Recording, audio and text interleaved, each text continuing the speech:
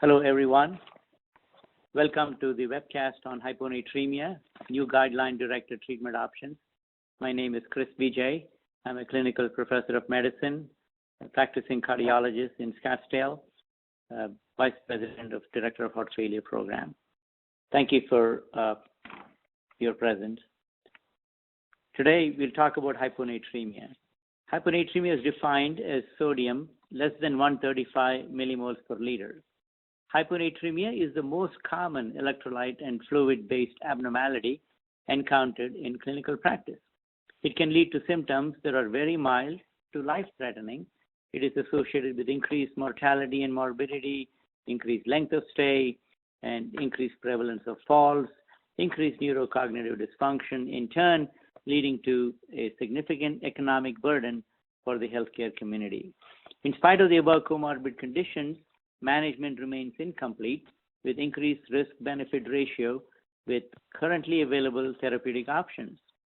In the next few slides, we will review the demographics and the burden of disease, followed by causes of hyponatremia and some of the new treatment strategies with oral urea. So in this slide, as you see, the prevalence of hyponatremia is well depicted. In a large 120,000 patient study, they found up to 28% of hospitalized patients may have hyponatremia. With about 3.2 to 6.1 million hospitalizations annually, this translates to a significant financial burden of about $3.6 billion that is attributable to hyponatremia. In this slide, the classification of hyponatremia is depicted. The hyponatremia essentially can be classified to euvolemic hyponatremia, hypervolemic hyponatremia, and hypovolemic hyponatremia. For our discussion, we're going to restrict this to euvolemic and hypervolemic hyponatremia. Because of SIADH, which is also called syndrome of inappropriate antidiuretic hormone secretion, hypothyroidism, poor osmolar intake,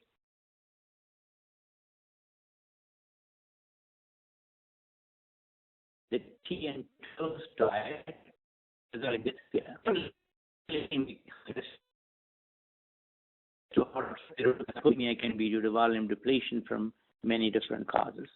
In the next slide, the euvolemic hyponatremia due to SIADH is depicted, and some of the causes for SIADH include neurological related, such as infection, trauma, subarachnoid hemorrhage, subdural hematoma, hydrocephalus, and multiple sclerosis.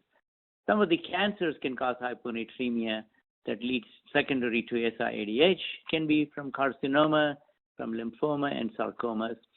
The pulmonary causes for SIADH includes infection, such as tuberculosis and pneumonia, which is very common. Also, asthma can give rise to SIADH.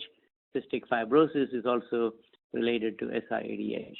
What are some of the drugs that can lead to SIADH? Well, as you know, the SSRIs are very common: antipsychotics, narcotics, cyclophosphamide, some quinolone antibiotics, as well as the first-generation sulfonylurea. What about stress? The pain and vomiting and post-surgical situations can all lead to SIADH as well. Sarcoidosis can lead to SIADH, and even AIDS is related to SIADH. In the next slide, the sequelae of hyponatremia is depicted. Even small declines in serum sodium levels are associated with increased mortality risk. Even small declines in serum sodium are associated with significant neurocognitive deficits. Falls in the elderly can be very common with hyponatremia.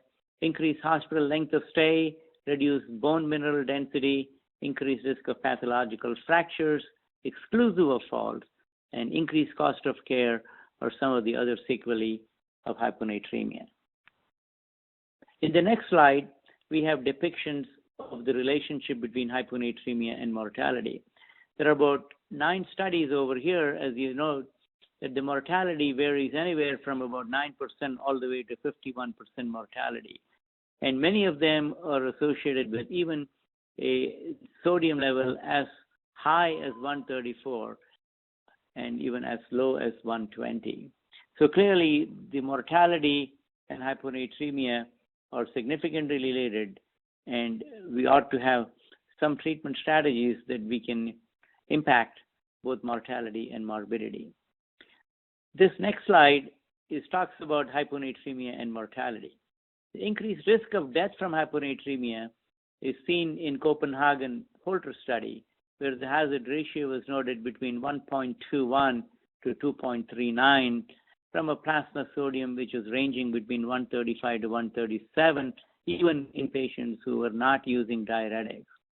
In another study called Gancom-Kegney, they found that the prevalence of hyponatremia was 6.3%. This is also the Dallas Heart study, where 3,551 patients were enrolled in this study, and they found a hazard ratio of 1.75 for mortality with hyponatremia as an independent risk factor. In the Rotterdam study, where they enrolled more than 5,200 subjects, it showed a prevalence of hyponatremia of 7.7% in an elderly population. The hazard ratio for mortality in this study was 1.21. In the next slide, falls and neurocognitive deficits due to hyponatremia is depicted. The couple of studies, as you see in this slide, include that of Ghosh et al. And Bunn et al. The one that Ghosh did matched about 129 geriatric hyponatremic patients, the same number of geriatric normonatremic patients.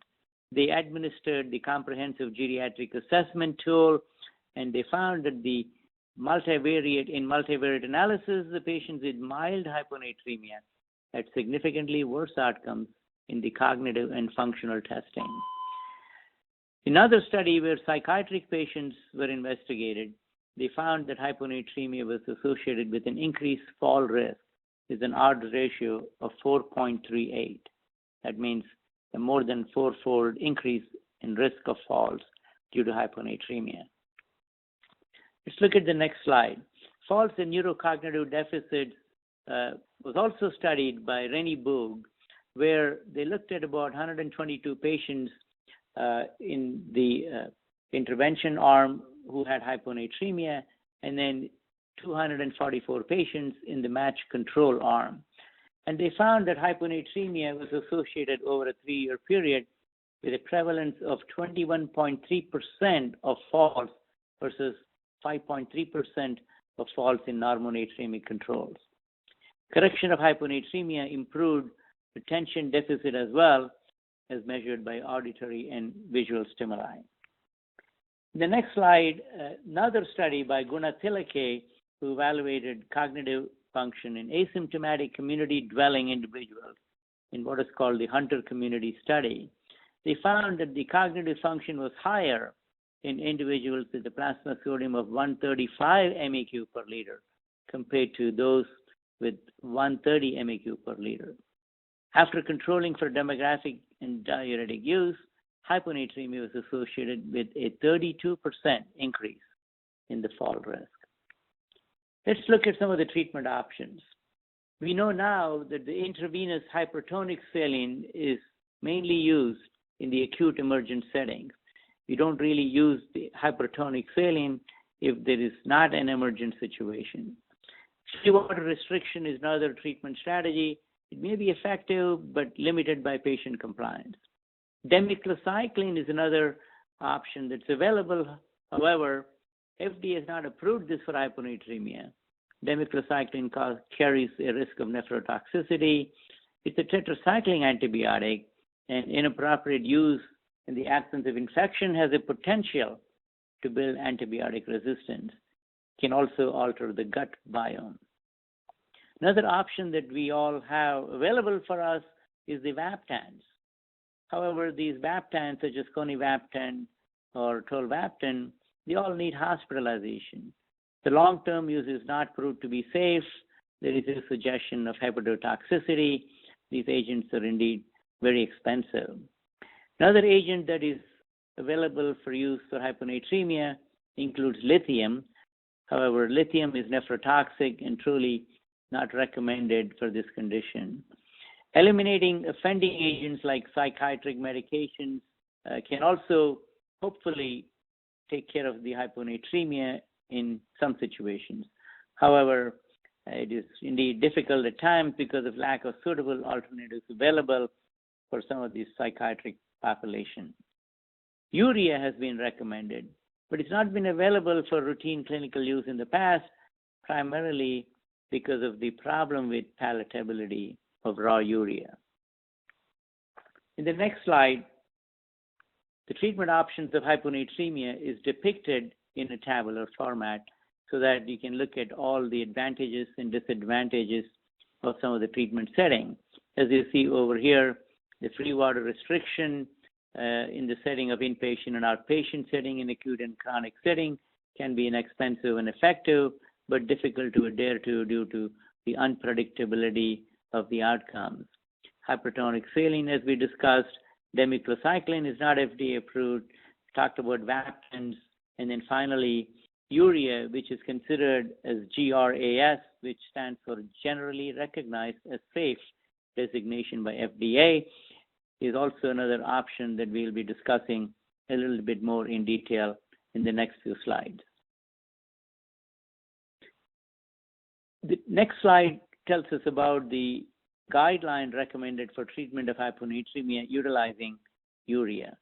In the latest guidelines in 2014, they recommended use of urea over demiclocycline. Several major hyponatremic guidelines have recommended urea for use, primarily because of its safety and the efficacy. It is indeed well tolerated, but if it is in the raw form, it is not very palatable. And that's why there is an opportunity, as we will discuss in the next few slides, about utilizing urea in a more palatable form. Urea has an aquaretic effect. It is not associated with any electrolyte imbalance. No electrolyte depletion has been noted with the use of urea. There is no concern for nephrotoxicity. There is no concern for hepatotoxicity. It can be used in inpatient as well as in outpatient setting, in the ambulatory and critical care setting, as well as in the ICU setting. As mentioned earlier, urea is rated as GRAS by the FDA.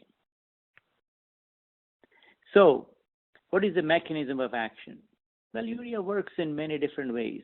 The primary way that urea works is truly by inducing osmotic diuresis and decreasing free water reabsorption. This will allow for increased excretion of free water, which will then concentrate your serum sodium levels and increase it to a normal level. So these are all the primary mechanisms of action of urea. There are a few other mechanisms which is hypothesized. We will not go into the details of that at this time. So what are some of the clinical practice guidelines recommended for hyponatremia utilizing urea? European Renal Association, European Society of Endocrinology, European Society of Intensive Care Medicine, they all have recommended utilizing urea in patients with syndrome of inappropriate antidiuretic hormone. In moderate or profound hyponatremia, they suggest the following can be considered: equal second-line treatment, increasing the solid intake with 0.25 to 0.5 grams per kilogram per day of urea intake, or a combination of low-dose diuretic, loop diuretics and oral sodium chloride. So as you see over here in 7.4.3.3, it clearly demonstrates some of the agents that they are recommending against utilization in subjects with hyponatremia. So according to some of these guidelines, urea is taking a prominent role in the treatment of hyponatremia. What about up-to-date? Well, up-to-date also is recommending on the use of urea in subjects with hyponatremia, be it euvolemic or be it hypervolemic. Another way to increase urinary solute excretion and enhance the water excretion in patients with SIADH is administration of urea per up-to-date. It's usually at a dose of 30 grams per day.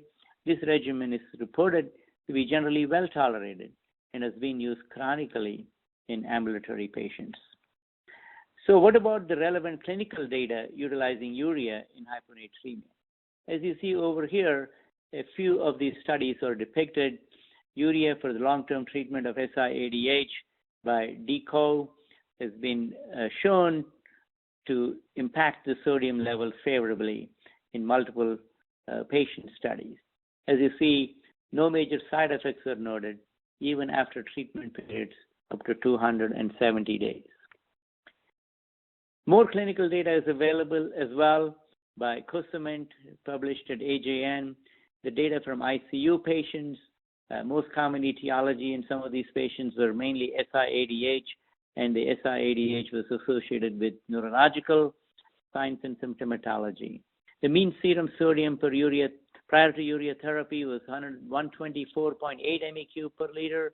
There was indeed a significant increase in serum sodium from the second day of treatment.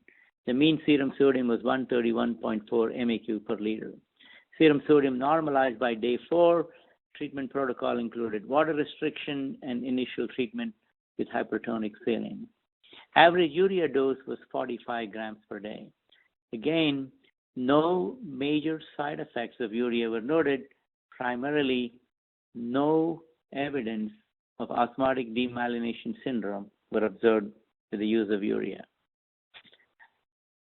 More studies, as you see in this slide, suggest that the use of urea is associated with both efficacy and safety, such as in group 1, in 50 patients with mild hyponatremia with a mean serum sodium of 128 MEqs, the mean urea dose was 46 grams per day, and mean serum sodium increased to 135 MEq per day, despite a fluid intake of more than 2 liters per day. Again, suggesting that there isn't any reason to restrict fluid intake if you're giving urea for hyponatremia. In the second group, there were 35 patients with severe hyponatremia acquired outside of the hospital. The serum sodium was as low as 115 MEq per liter, and the serum sodium increased appropriately. All patients with neurological symptoms made a rapid recovery. More clinical data on urea in patients with SIADH compared to Vaptans, as shown in this slide.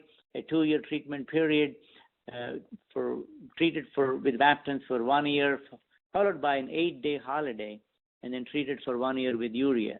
Serum sodium measured every 2 monthly, and 13 patients enrolled in the study showed an initial serum sodium of 125 MEq per liter, and the Vaptans increased the sodium to 135. While the treatment was actually stopped and there was a treatment holiday, it recurred in about 12 patients when the Vaptans were terminated. These 12 patients, when they started utilizing the urea, the sodium increased to 135 MEq per liter, again suggesting the efficacy of urea and the safety in terms of well tolerated with the use of urea. So urea in hyponatremia, we have a lot of data so far as shown in patients with SIADH. This is another slide that is telling us about the utilization of urea in acute SIADH patients with subarachnoid hemorrhage. A single center experience, a retrospective analysis study. All patients who had SIADH induced hyponatremia had a sodium below 130 MEq despite saline administration, or it was associated with clinical deterioration, and hence when they were treated with urea, it is given about 15 to 30 grams TID or QID for 5 days. The median increase in plasma sodium over the first day was 3 MEq per liter. Hyponatremia was corrected in all patients with median time to sodium more than 130 and more than 135 of 1 and 3 days respectively. Oral urea was well tolerated. In the next slide, we are discussing the new product, and it's called ure-Na. Ure-Na is the new palatable form of urea. The guideline-directed medical treatment of hyponatremia, as depicted and discussed earlier, is telling us that the urea in a good palatable form may have an impact factor in hyponatremia by correcting it with safety.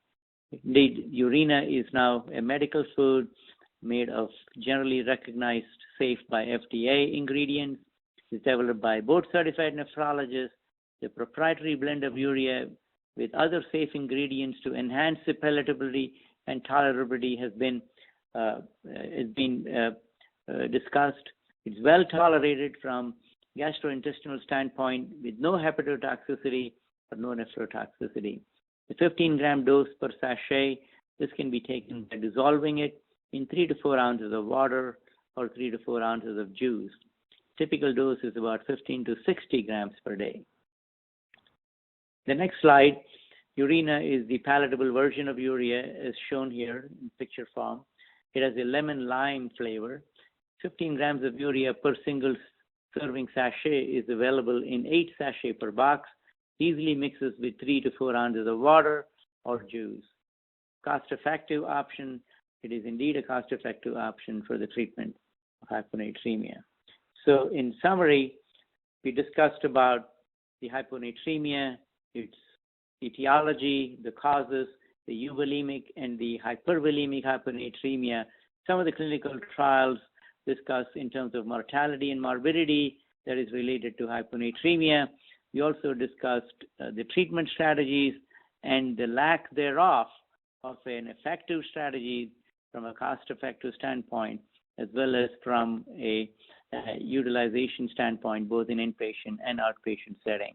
We also discussed the new concept of urea, and we talked about the guidelines that is now recommending urea.